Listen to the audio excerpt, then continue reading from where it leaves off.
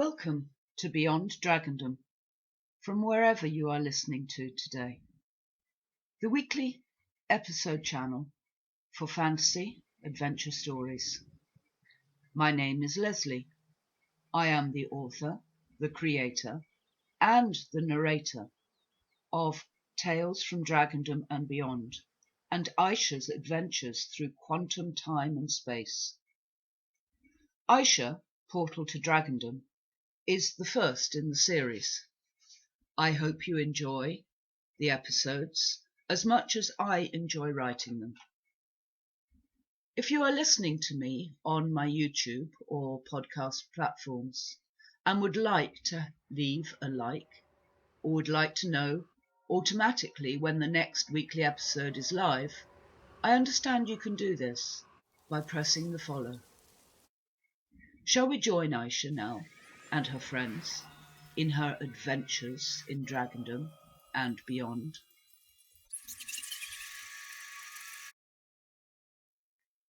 Episode 10.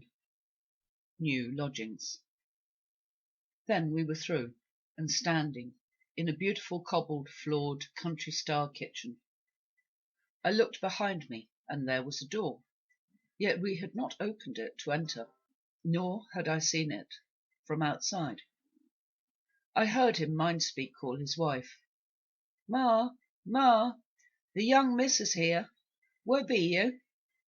While I almost didn't dare look around me in case something else disappeared or reappeared, I did notice that I was able to stand tall in the room, and in fact the ceiling was actually very high, which surprised me considering the size of my host. In fact, the size of the space was much bigger than it looked from the outside. Obviously he had picked up on my thoughts and answered me. "We have many tall guests that come to see me and Ma, and it would never do if they had to bend over double to come and enjoy our hospitality, now would it?" With that he laughed and looked across the room to where his wife entered from another room via a tall archway that I had not noticed. Mrs. Wintermouse was about the same height as her husband, but more petite in her build. She still had a jolly round face and twinkling eyes. Her hair was the same rich auburn red as his, and she had it braided around and bunned at the back. He strode across the room and gave her a big hug. Then they both stood next to each other with their arms intertwined, smiling at me. "Welcome, child." I heard her clearly in my mind, in a sound that sounded like water playing over pebbles in the riverbed. For a split second, something in my mind played tricks, and I saw them as a pair of hedgehogs standing there. I shook my head. It was my shapeshifter mind in play, always seeing individuals as the animals they most nearly represented in character should they shapeshift. I knew they had picked up on the thought by the way they looked at each other and smiled. Yes, Mrs. Wintermouse was right. I was like a child. I had so much to learn, having not lived in a world where all thoughts are picked up on by others unless you learn to shield and direct them. That, young miss, will be your first lesson. Mrs. Wintermouse smiled at me and nodded her head slightly. "Come, let me show you around. Do you translocate, my dear?" I looked as startled as my thought must have sounded. "Yes, but I was told it was forbidden without using the correct places and having permissions. Within our homes we have our own permission, and so does our home give us permission, especially when our home is a living being. Lordy, think of our home if we wanted to fill it up with staircases and goodness knows what. We live in harmony with the trees that are our homes. Mutual respect and love. So, within our homes, we translocate from floor to floor, or we would use The external walkways. Is that clear?"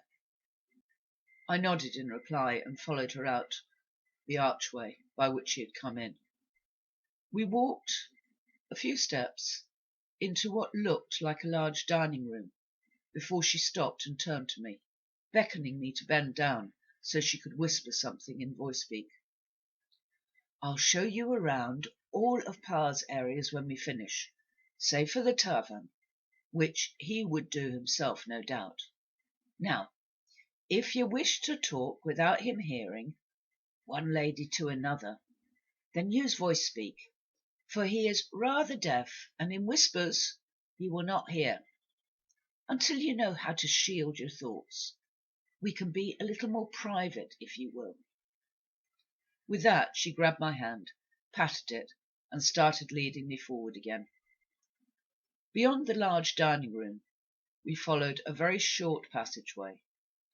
Mrs. Wintermouse told me that there was another room alongside with a hidden portal into the home.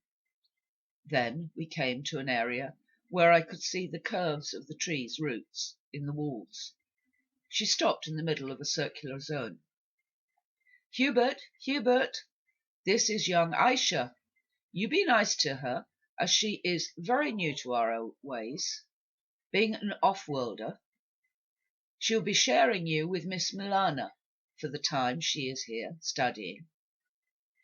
She stopped her mind-speak, which she had allowed me to hear. I could see she was listening, but I was not privy to the reply.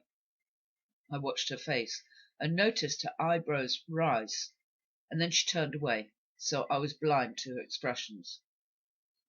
Seconds later, she once more reached out for my hand.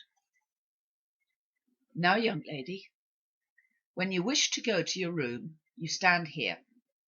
She drew me in close to the middle of the circular zone. "You think the words, 'Hubert, please give me space, my room to enter.' Then simply close your eyes and click your heels together 3 times. She had no sooner clicked her heels, and we were there. "Oops! Hubert!" She giggled, looking at me, and apologized, but said he liked me, or it would have taken much longer. "When you want to come down, do the same, but change the words for 'your room' to 'Hubert's ground store.' Then do the same." We had materialized in a beautiful bedroom. There was a window that looked out towards the back, and not over the glade I had walked through when we arrived. I knew the big old oak tree I could see was that of the High Wizards. Everything in the room was wood, as I should have expected. The 2 single beds seemed to simply flow out of the walls, almost as if they were cradling there. Brightly coloured patchwork quilts covered each of the beds, and the hanging space was likewise set into the wooden wall, as if it had simply been part of the whole. "Right, young lady, let us go back down and start to show you around a bit before Miss Milana arrives and I have to prepare the meals. I also cook for the High Wizard, and he always wants what he wants on time." This time I simply stood next to her. She touched my hand, and whoosh, we were back downstairs. "Thank you, Hubert," I thought spoke, and shouldn't have been surprised to get an answer, but I was. "Pleasure, young missy, pleasure." In a whistle-stop tour I now had, I was shown the mill rooms, the herbal preparation rooms, the tinctures, the salvers, the special mixes were more tonics than to combat disease. Then there was the root cellar and the winery, where Mr. Wintermouse worked his magic with small draught home beers and wild foraged wines and meads. Then, in the ground cellar area of the tree she called Olio, she pointed to a nondescript door in one side of the standing circle, and told me to always watch that door if I was in this section, as it had a cheeky sense of humour. As if on cue, the door simply seemed to morph into a face and blew a raspberry. With a toss of her head and a few choice thoughts, Mrs. Wintermouse was off again, back towards the kitchen, with me moving rapidly to keep up. Both Milana and me had eventually gone to bed, totally exhausted. Let me correct that. I was totally exhausted. She admitted to being a little sleepy. It had been all hands on deck to prepare and cook the meal. I had thought that it would just be the family and us, but then I had never been in a living day of elementals, and certainly not those who were central to the community. It seemed that my hosts were just that, for the meal was, it seemed, never-ending. Milana, as I had been told to drop the title at the start, as it was not needed, and Mrs. Wintermouse, who then said to call her Ma, and I, had carried all of the fresh produce into the kitchen after washing it in the beating copper wash zone by the mill wheel. They sang a song of gratitude as we worked. Back in the kitchen there were the small baskets of wild herbs and fungi to be sorted, the eggs and the meat for those who liked them, the baskets of foraged berries and leaves. Indeed, all of the bounty of nature was there. All were prepared and later eaten with gratitude for the abundance. I had caused quite a stir and much laughter when I asked if I should bring in some wood for the fire. Oh, what an embarrassment when I was taken outside and shown there was no need for wood.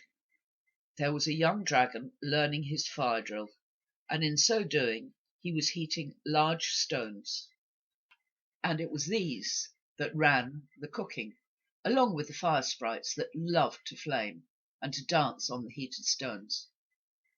In the sunlight, as it faded and the moons started to shine their subtle light, so the fireflies and other creatures added light to the glade, and it seemed the party began.